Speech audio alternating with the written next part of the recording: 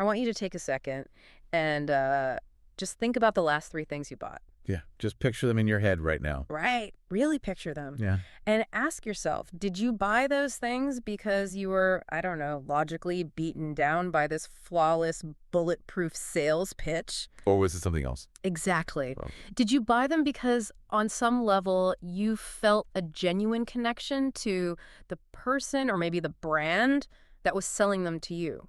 I mean, if you lean toward the connection side, you certainly aren't alone there. No, not at all. Even though we usually like to think of ourselves as these highly logical creatures, right? Making entirely rational purchasing decisions based purely on features and benefit. Oh, we love to believe we're basically just walking spreadsheets, optimizing every single dollar. Totally. But the reality of human behavior is actually quite different. It really is. And while today's deep dive pulls from a stack of notes and excerpts from this really fascinating piece, it's titled 16, The Psychology of Trust, the most underrated sales strategy in business. It's such a good read. Yeah, and it just completely shatters that whole walking spreadsheet illusion we have.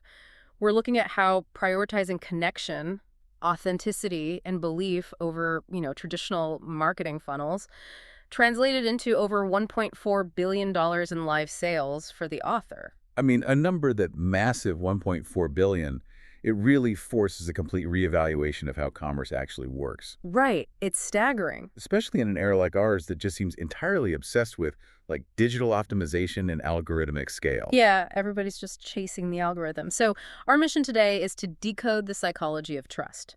We're going to figure out how the author's philosophy of treating a customer like an actual friend generated that $1.4 billion. Which is just wild to think about. It is. And here's the really crucial part. Even if you don't work in a traditional sales role, these psychological principles, they're universal. Oh, absolutely. They apply everywhere. Yeah, like pitching a new idea to your boss, getting your team on board with a project, or honestly just navigating your daily life. Well, to even begin wrapping our heads around a figure like $1.4 billion, we have to fundamentally step away from the cold math of conversion rates. Right. Leave the spreadsheets behind for a minute. Exactly. The source material really forces us to look at the deeply human psychology of the pitch. Yeah. It draws this very sharp distinction between two very different forces. Persuasion and momentum. Yes. Persuasion versus momentum. Okay, let's unpack this, because the author brings up this concept, and it honestly makes me think of a physical analogy. Oh, let's hear it.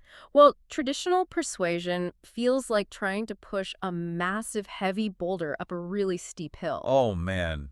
Just exhausting. Exactly. It's exhausting. You're sweating, you're straining, and the second you stop pushing, what happens? It rolls right back down over you. Right. It inherently creates friction.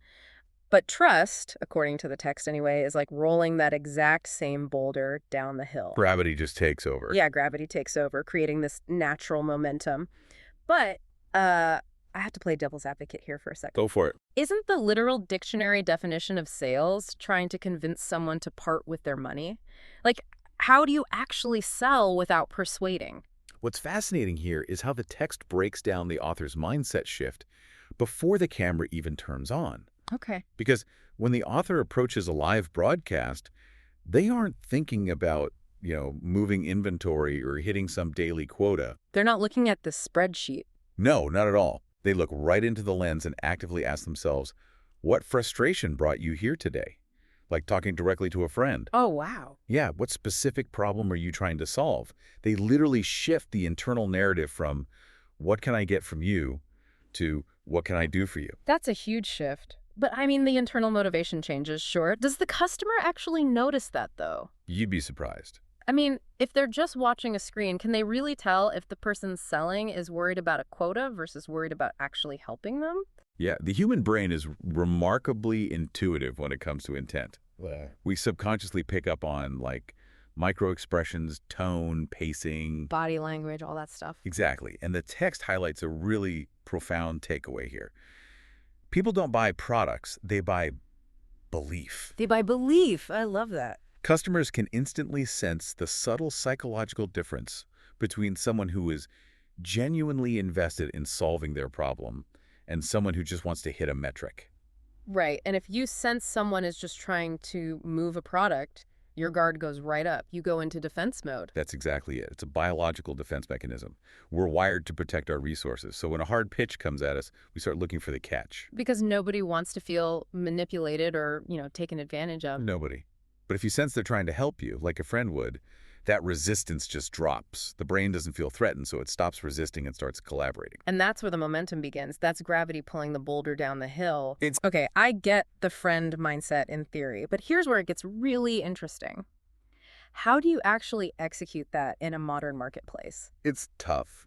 Because, let's be real, we are absolutely bombarded by polished, fake, heavily edited marketing campaigns all day long. Consumers are highly skeptical. Oh, the modern consumer is highly attuned to sincerity, specifically because they've been burned by a lack of it so many times. Seriously, so many times. Authenticity used to be considered just a nice personality trait, right? Like something extra.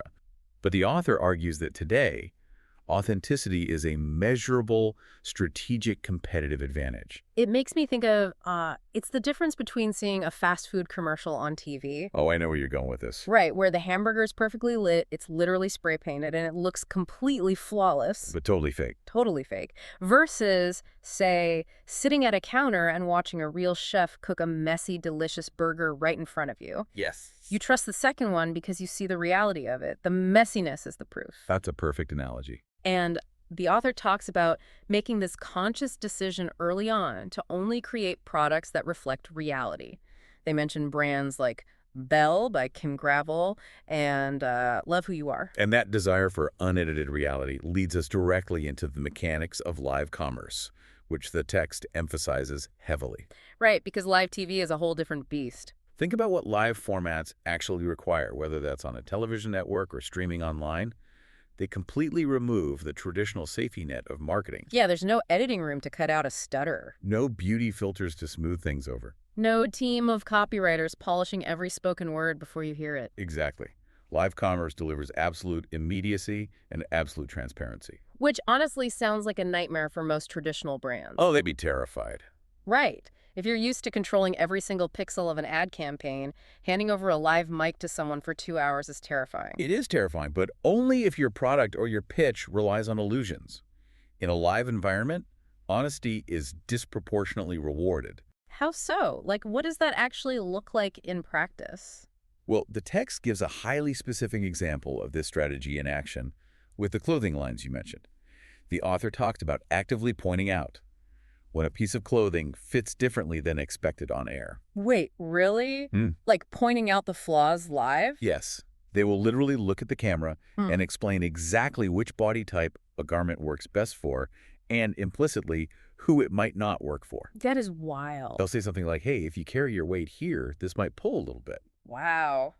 That goes against literally every old school sales tactic in the book. Every single one. Traditional logic just screams that if you tell a potential buyer, hey, this might not look good on you, you're actively turning money away. Like you're killing the sale right there on live television. And on a purely transactional level, maybe you do lose that specific sale today. But psychologically, consider what's happening to the viewer watching that. Okay, I'm listening. The exact moment a salesperson admits a limitation about their product, their credibility just skyrockets. Oh, I see. Because they're being real. Right. The customer's brain categorizes that person as a trusted advisor rather than an adversary. They think, well, if they're willing to tell me the truth about what doesn't work, I can absolutely trust them when they tell me what does work. It's a paradox. Highlighting the flaw actually makes the product more desirable to the right person. Exactly. And the text notes that this level of candor compounds credibility over time. It builds a relationship. Yes, a long-term loyalty that is mathematically far more valuable over a lifetime than, tricking someone into a single immediate transaction. A transaction they'll probably just end up returning anyway. Precisely. It's a net loss eventually. Okay, so it's relatively easy to be honest about a sweater fitting poorly. I mean, it's low stakes. But the author takes this philosophy of transparency a massive step further. They really do. They apply that exact same unedited reality to their own personal flaws and their own life journey. This raises an important question, though, about the nature of trust itself. Because it's not just about the product's honesty, is it? No, it's about the leader's honesty. The person behind the brand has to be as transparent as the pitch. And the source material dives into some very specific, really personal struggles here. Yeah, it gets quite deep. The author talks about having a highly unconventional path, like launching these massive businesses later in life without any kind of formal business background. No MBA, no traditional pedigree. Right. And even more strikingly, they talk about visibly dealing with Bell's palsy. Yeah. Dealing with that while working in a highly visible role in front of millions of customers on live television. I mean, navigating a health challenge that affects your facial movements while your entire career relies on being on camera communicating with people, that requires a profound level of vulnerability. It really does. But I have to push back on conventional wisdom here again. Okay. If you're trying to build a billion-dollar empire, doesn't showing that level of physical imperfection right on camera or admitting you don't know the traditional corporate playbook, doesn't that risk scaring away investors? You would think so, based on how we're taught. Right. Doesn't it make customers doubt your competence? Because we are taught from day one to fake it till you make it. The classic mantra. Dress for the job you want, never show weakness, project absolute certainty at all times. It's a totally valid concern because society so often equates perfection with competence. But the author fundamentally dismantles this myth of the flawless leader. How so? Because in reality, perfection is alienating. Think about how you feel when you meet someone who seems to have absolutely zero flaws, no bad days, and perfect answers for everything. Honestly, it's intimidating. Or actually, it feels a bit suspicious, like they're hiding something from me. Exactly. It creates a massive psychological distance between you and them. If you present yourself as utterly flawless, people might be impressed by you, sure, but they won't feel connected to you. Admiration isn't the same as trust. That's a great way to put it. Connection only happens when people can recognize a piece of themselves, a piece of their own struggle or messiness in your story.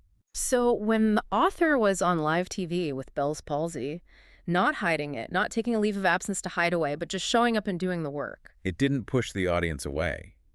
It cemented the relationship. It proved they were a real human being. Yes, navigating the unpredictability of life, just like the viewers sitting at home. The audience rallied behind that authenticity. They saw themselves in it. The text states it perfectly. People don't expect leaders to be perfect. They expect them to be real. Be real. I like that. When you allow people to see the human side of your journey, with all its bumps and bruises, building trust doesn't just become easier, it becomes virtually automatic. You're proving you're the chef cooking the messy burger, not the polished commercial. Exactly right. Taking all this in, if you're listening to us right now and you're, I don't know, optimizing your email funnels or agonizing over the perfect wording on a slide deck, ask yourself something. Yeah, take a step back. So what does this all mean for you? Are you using that tech to scale your reach, or are you actually using it to hide your flaws? That's a powerful question. Because we live in a world where professionals spend an unbelievable amount of time obsessing over the mechanics. Oh, we chase the newest digital marketing trends. We try to game the algorithm. We try to create the perfect automated sequence so we don't even have to talk to anyone. Exactly. Where might you be using a perfectly curated draft to avoid just showing up as a flawed, genuine human being?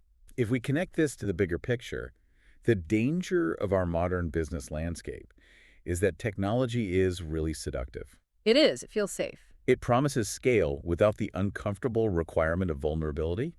It's much easier to tweak a conversion rate on a screen than to build a genuine relationship with a person. Definitely. But the text is absolutely clear on the future of commerce. Technology, platforms, social media networks, they're going to constantly evolve. They change every day. The algorithms will change tomorrow. New tools will emerge next month. But the one constant, unchanging variable in the entire equation of business is the human brain. The hardware running the show hasn't changed? And it won't. The core human desire to buy from individuals we know, like, and trust. That will never become obsolete. No matter what the tech does. Right. And the author actually codified this entire approach into a course mentioned in the text. It's called Selling with Soul. Selling with soul. Okay. The core thesis there is that the founders and leaders who will actually thrive in the next era of commerce will not be the ones who blindly master the newest digital trend. Who will it be then? They'll be the ones who figure out how to build genuine, transparent relationships at scale. But that requires consistency, doesn't it? I mean, you can't just schedule authenticity for an hour on Tuesdays and then go back to being a corporate robot for the rest of the week. Oh no. It requires immense consistency. And the daily willingness to treat every single interaction, like every email reply, every customer service call, every live broadcast, not as a transaction to be optimized, but as a genuine friendship to be nurtured. Because behind every single click and behind every screen is a real person. A real person who simply wants to feel seen, heard, and respected. Okay, to briefly recap the journey we've been on today. We started by realizing we need to abandon that exhausting, boulder-pushing effort of traditional persuasion. Leave the boulder alone. Right. We explored how embracing the unedited, sometimes messy reality of live interaction, like, admitting a piece of clothing doesn't fit everybody type, how that actually compounds our credibility. Builds that trust. And then we dismantled the myth of the flawless leader, discovering that our personal struggles, like navigating health challenges openly, are actually the very things that build our strongest connections. Which is such a hopeful message, really. It is. So whether you're out there trying to launch a multi-million-dollar brand, or you're just trying to get your team to agree on a new project direction at work, remember this. People are fundamentally buying your belief, not just your product. Which leaves us with a necessary and perhaps challenging thought to ponder before we wrap up. I love a good thought to ponder. If building true, unstoppable momentum requires us to treat customers like our actual friends, and if it requires us to completely abandon the immediate transactional pressure of persuading them to buy right now, how might that fundamentally alter how we measure our own success? Oh, that's interesting. Think about this. If a customer walks away today without buying a single thing from you, but they leave feeling deeply seen, deeply respected, and completely trusting of your honesty. Yeah. Is that actually a lost sale? Or is it the necessary first investment in a lifelong, highly profitable relationship? Wow, that's a completely different way to look at the bottom line. So the next time you find yourself making a purchase, remember to ask yourself, was it the logic that won you over, or was it the connection? Pay attention to what's actually driving you. Think about that boulder and ask yourself if you're pushing it up the hill or rolling it down. Keep paying attention to the momentum. Until next time.